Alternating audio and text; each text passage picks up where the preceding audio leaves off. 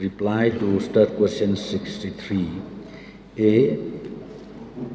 Yes, sir. MePTCL pays the transaction charge of the payment gateway, while the consumer pays the charges levied by the bank with which the consumer is banking. B. Sir, the tariff for domestic category includes fixed charge and 2 energy charge. When there is no consumption of energy, only the fixed charge is being billed. C. Sir, loan is taken to cover capital cost for project implementation and working capital loan for power purchase and other expenditure.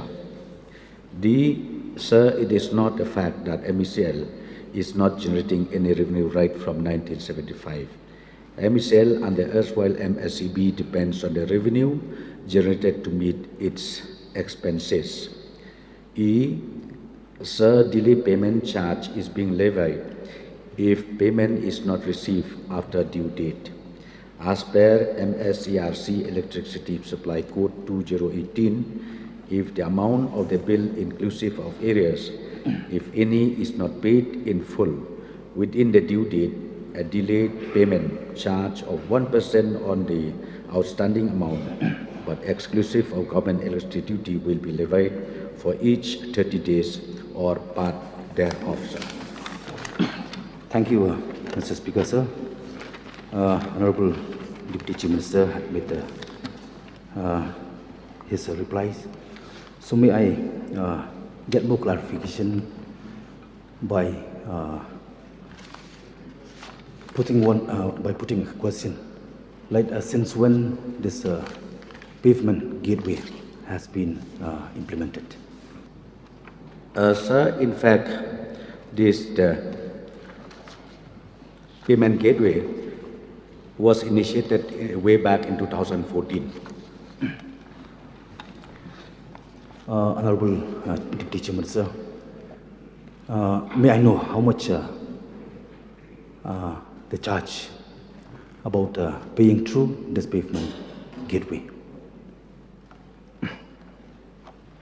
The charge, I don't get the question. May I please repeat the question? I mean to get a clarification about how much charge through online payment through a pavement gateway. How much is charge extra? Sir, I think the charges is depending upon the bankers, because the customer needs to have your own bank. So when online transfer takes place, I think that is the responsibility of the consumer individually with the banker. Sir, because as per my knowledge, on every bill extra they are charging 6 rupees for every light bill. So if that is the case, then every light bill there must be extra charge by 6 rupees. Then suppose now if 1 lakh a consumer, then it will come 6 lakhs. So may I know, Honorable Deputy Chief Minister, whether he's aware about this or not? Sir, yes, I'm aware about this. But as I've said, it is, it's the wisdom of the customer. Because you have your own bank account. If you want to go for payment gateway, means you have to go through bank. And then what happened is this commission is not being charged by the MeECL. It is being charged by the concerned bank, wherever the customer open their bank account. Mr. Speaker, sir, regarding the answer to reply 63A, MeECL pays the transaction charge. So I do all my payments of MePTCL online, and there is a charge of 5 rupees 90 paisa. But if you go to any other payment portal, whether it is Amazon or you pay your bills, other bills through your banks, there is no charges. And in fact, there was a notification, I don't have it with me, where the RBI had decided that payment gateways cannot charge additional charges. So will the MePDCL take it up with the payment gateway, which is bill desk and something else, that they should avoid doing this because this is not allowed. Oh, okay. Yeah, sir, I'm very thankful to your honorable member from Dr. Mai who has mentioned about this. Let me clarify here. In fact, from the MeECL side, we engage one vendor who is dealing with the portal. We engage one vendor, and this vendor we are paying 2.5 paisa, 2 rupees 50 paisa each to each transfer, and this is not transferred to the customer. This is borne by the MeECL itself while engaging the vendor, because see sir, we cannot just go directly from the bank to the bank, because this is a regular monthly bill.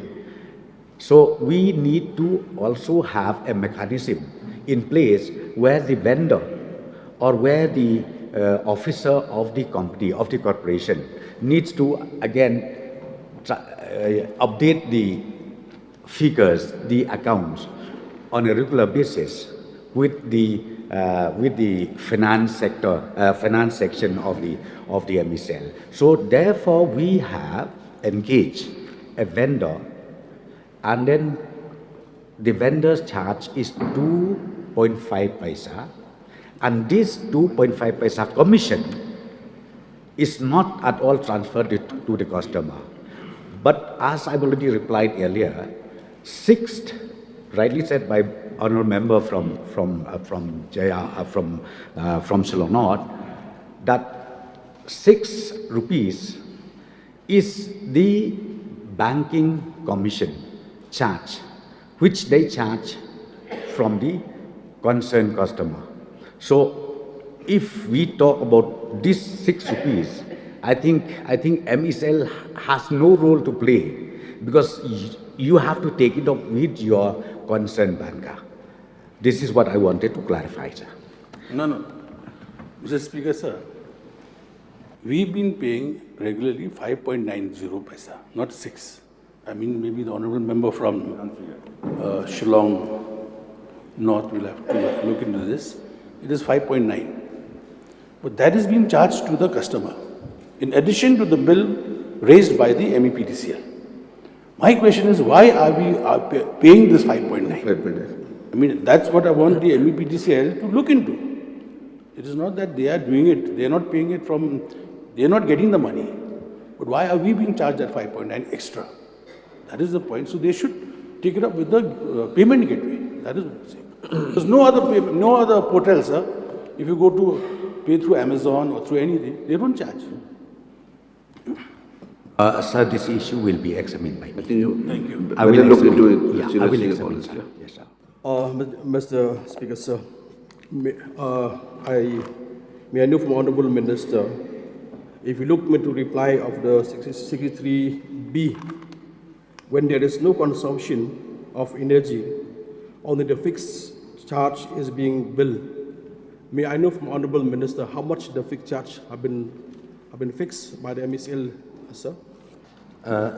Sir, the fixed charge for domestic is 60 rupees per kilowatt per month, sir. Sir, again we'll go to C. Reply of the Minister that sir, loan is taken to cover capital costs for project implementation and working capital loan for power purchase and other expenditure. So may I know from Honourable Deputy Chief Minister in charge of power, how much the capital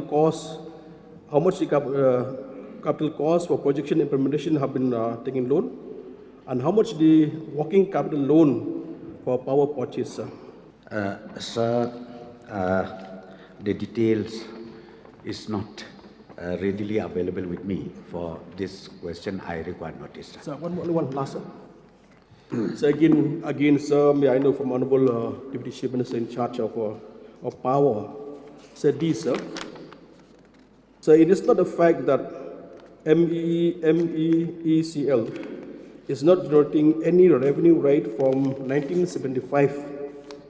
MEECL and the erstwhile MSEB depend on the revenue generated to meet its expenses. So may I know from Honorable Deputy Chief Minister if you can give the breakup of revenue in 2019, 2020, and 2021-22, sir? Sir, that also I think I require notice. That also I require notice, sir, because it takes time to compile everything, sir. Sir, Mr. Speaker, sir, I want to get some clarification from the Honorable Chief Minister, Honorable Deputy Chief Minister, because this power sector is very important sector. It is a social sector, and every household, every individual needs power. So, in the course of the reply of the Honorable Deputy Chief Minister, he was talking about some commission to be taken by the bank and some vendor that has been appointed by MeECL. So, I am a little bit confused. Suppose the consumer, if they are going to the vendor, they need not go to bank for payment.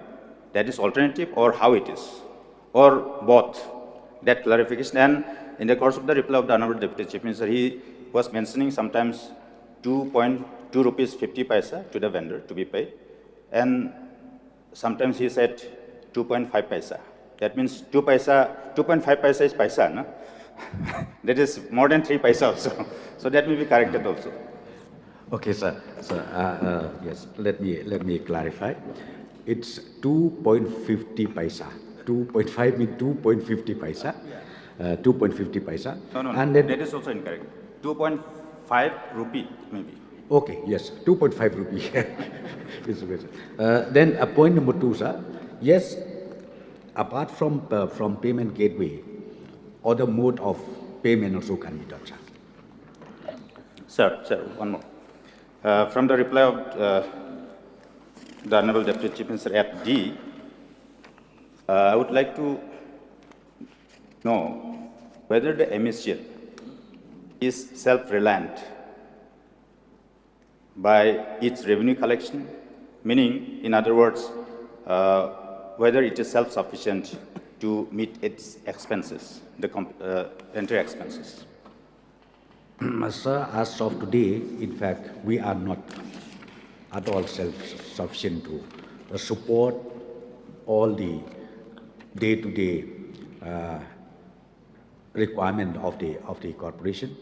That's why sometimes we are compelled to even take loan from open markets.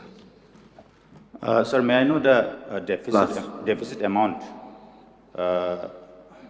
as to how much deficit is there to meet its expenses per annum? Sir, right now I don't have the detail because I think if I just give approximately also it's dangerous. So therefore for this, I think I again require notice, sir. Mr. Speaker, sir, sometimes, the maximum of the layman doesn't understand how the consumer is being levied or charges, whether any kinds of sensitizations or any kind of notifications can be given to the public, because just now our Honorable Minister has spoken about the fixed charge. There is only 60 rupees. But what I can see is that those who didn't even use electricity at all, they are being charged with that, with 200 or 300 or 500 slab.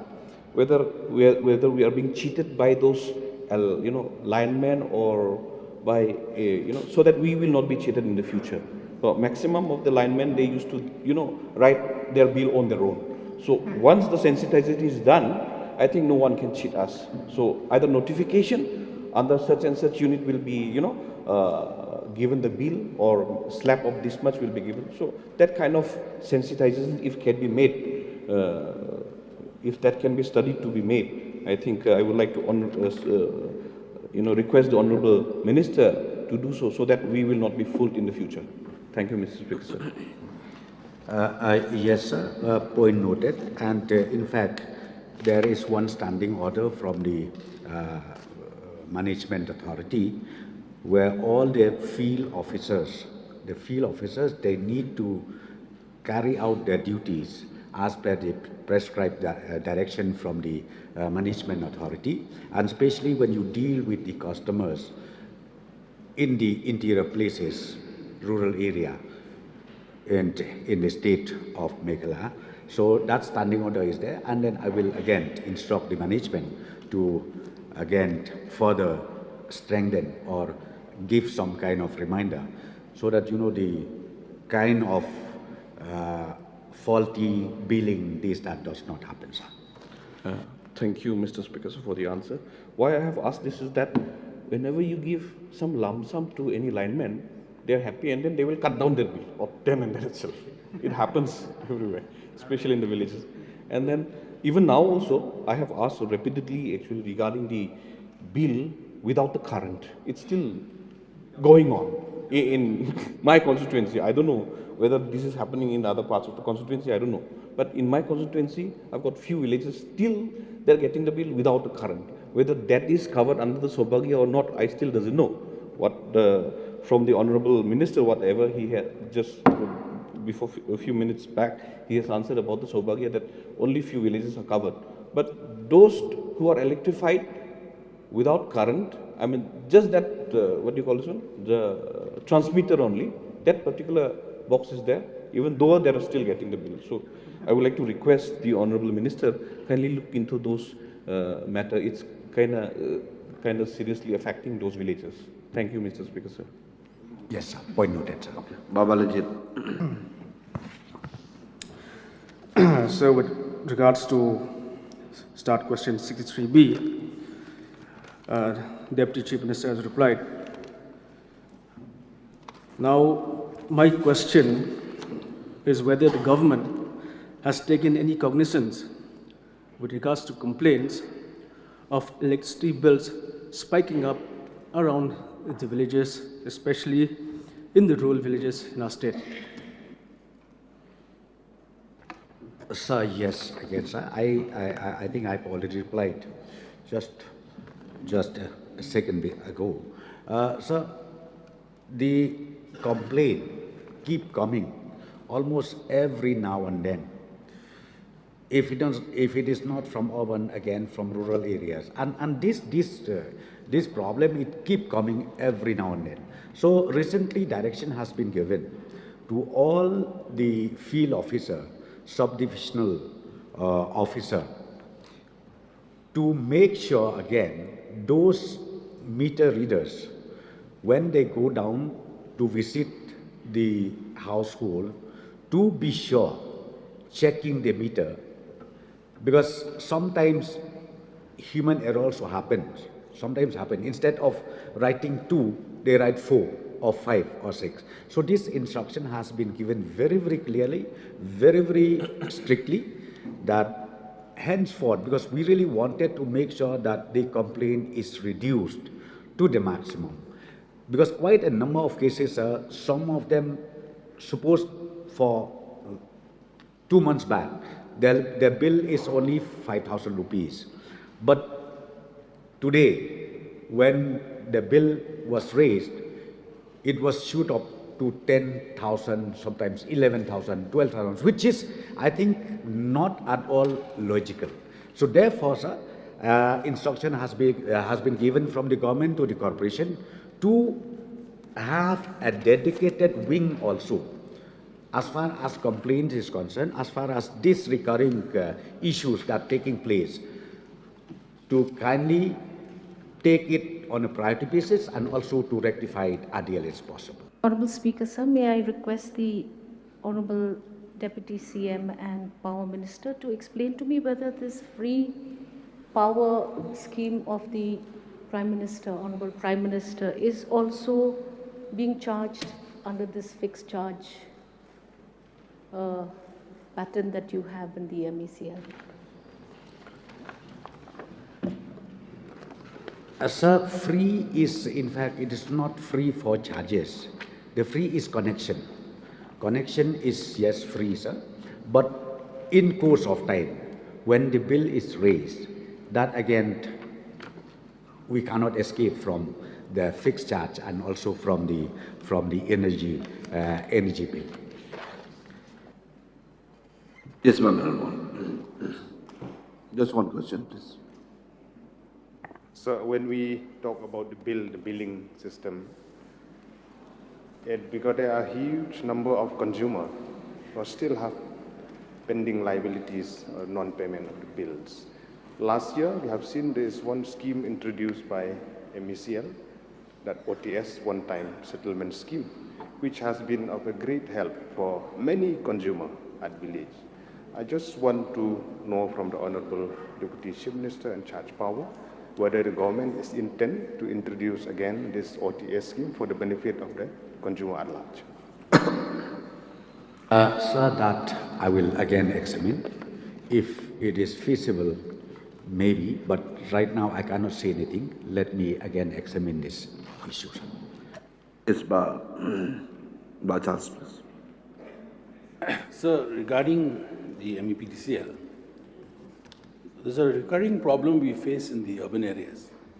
Wherever there is a road which has to be broadened, there is an electric pole existing there. So when the department approaches the PWD department approaches the MEPDCL, they say you have to pay for it. Now the question is, you need the road to be widened. So is it the responsibility of the department or the individuals residing on the road to pay for the shifting of the poles, or it is the duty of the MEPDCL? That is what I think. Sir, it is the duty of the concerned, maybe I should say, individual or the concerned department. Sir, I just wanted to narrate on this issue.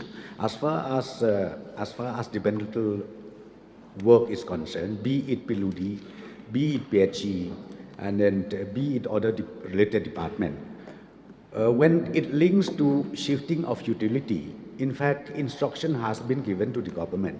Those concerned department, they need to also include the shifting utility estimate.